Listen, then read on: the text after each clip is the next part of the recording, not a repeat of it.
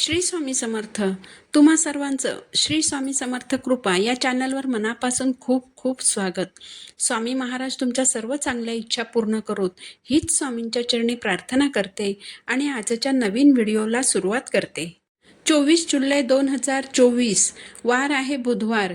या दिवशी चातुर्मासातील पहिली संकष्ट चतुर्थी आलेली आहे. ही चतुर्थी चातुर्मासामध्ये आलेली आहे. याचबरोबर ही चतुर्थी बुधवारी आलेली आहे. बुधवार हा वार साक्षात गणपती बाप्पांना समर्पित असणारा वार आहे. त्यामुळे या दिवसाला एक अनन्यसाधारण असं महत्त्व प्राप्त झालेलं आहे. प्रत्येक संकष्टीला भक्तगण गणेशाची आपापल्या परीने मनोभावे पूजा करत असतात. गणेश व्रतांपैकी संकष्ट चतुर्थी हे व्रत सर्वोच्च आणि सर्वश्रेष्ठ मानले जाते. या दिवशी आपल्याला गणपती बाप्पांची विधिवत पूजा करायची आहे. याचबरोबर बाप्पांना प्रिय असणाऱ्या वस्तू जसं की दूर्वा, जास्वंदाचं फूल, गूळ खोबऱ्याचं नैवेद्य आणि मोदकांचा नैवेद्य हे आपल्याला बाप्पांना अर्पण करायचं आहे. जर आपण संकष्ट चतुर्थीचं व्रत केलं तर विघ्नहर्ता आपल्या आयुष्यातील सर्व विघ्नांचा नाश करतो असं मानलं जातं. म्हणून कोट्यावधी भक्तगण या दिवशी संकष्ट चतुर्थीचं व्रत करत असतात. संपूर्ण दिवसभर हे व्रत केलं जातं आणि रात्री चंद्रदर्शन घेतल्यानंतर चंद्राला अर्घ्य देऊनच हे व्रत सोडलं जातं. या दिवशी गणेशाचं तत्व जागृत असतं, म्हणून या दिवशी काही उपाय देखील केले जातात. आज या व्हिडिओमध्ये मी तुम्हाला एक उपाय सांगणार आहे.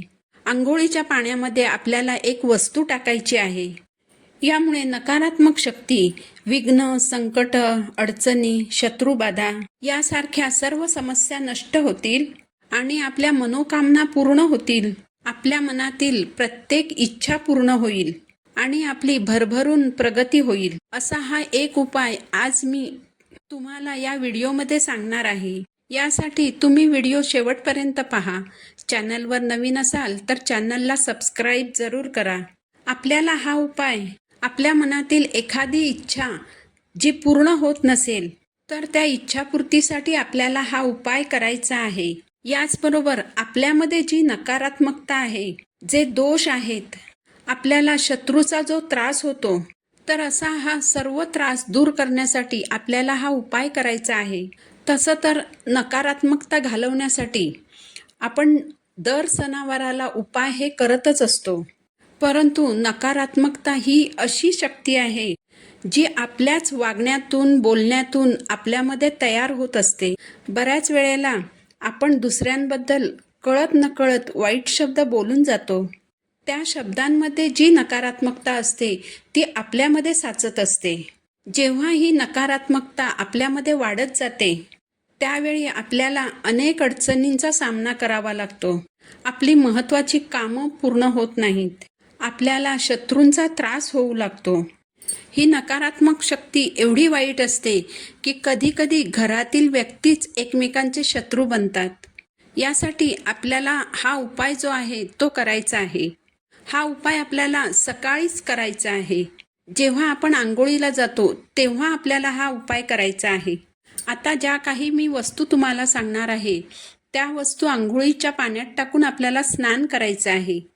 चातुर्मासामध्ये पवित्र नदीमध्ये स्नान करण्याला अतिशय महत्त्व दिलं जातं. त्याचबरोबर विशिष्ट तिथींना जसं की अमावास्या, पौर्णिमा, चतुर्थी, एकादशी या तिथींना बरेच जण पवित्र गंगेवर जाऊन स्नान करून स्वतःच्या शरीराची शुद्धीकरण करून घेत असतात. परंतु पवित्र गंगेमध्ये जाऊन स्नान करणं प्रत्येकाला शक्य होत नाही. अशा वेळी आपण जर घरच्या घरी आंघोळीच्या पाण्यात काही वस्तू टाकून स्नान केलं तर पवित्र नदीत स्नान केल्या इतकं पुण्य आपल्याला मिळत असतं. तर संकष्ट चतुर्थीच्या दिवशी आपल्याला आंघोळीच्या पाण्यात पहिली जी वस्तू टाकायची आहे ती म्हणजे गोमूत्र. याचबरोबर आपल्याला पाण्यामध्ये थोडंसं गंगाजल मिक्स करायचं आहे. यानंतर आपल्याला पाण्यामध्ये थोडंसं मीठ टाकायचं आहे. मीठ हे नकारात्मकता घालवण्यासाठी विशेष महत्त्वाचं मानलं जातं. यामुळे आपल्याला आंघोळीच्या पाण्यात थोडंसं मीठ घालायचं आहे. वास्तुशास्त्रामध्ये मिठाचे अनेक उपाय सांगितलेले आहेत. त्यानुसार नकारात्मकता घालवण्यासाठी, शत्रुबाधा दूर करण्यासाठी मीठ हे अतिशय प्रभावी मानले जाते. यामुळे आपल्याला थोडंसं खडे मीठ किंवा खडे मीठ नसेल तर आपल्या रोजच्या जेवणातलं साधं मीठ देखील तुम्ही थोडंसं आंघोळीच्या पाण्यात टाकायचं आहे. यानंतर पुढची जी वस्तू आपल्याला पाण्यामध्ये टाकायची आहे ती म्हणजे कापराची एक वडी. जर तुम्हाला कापराचं तेल मिळालं तर त्या कापराच्या तेलाचे 2 थेंब तुम्हाला पाण्यामध्ये टाकायचे आहेत. कापराचं तेल जर नसेल तर तुम्ही कापराची वडी टाकू शकता. त्यातही जर भीमसेनी कापूर मिळाला तर अतिशय उत्तम. तसेच ही चतुर्थी बुधवारी आलेली असल्याने तुम्हाला थोडंसं चंदन पाण्यामध्ये मिक्स करायचं आहे.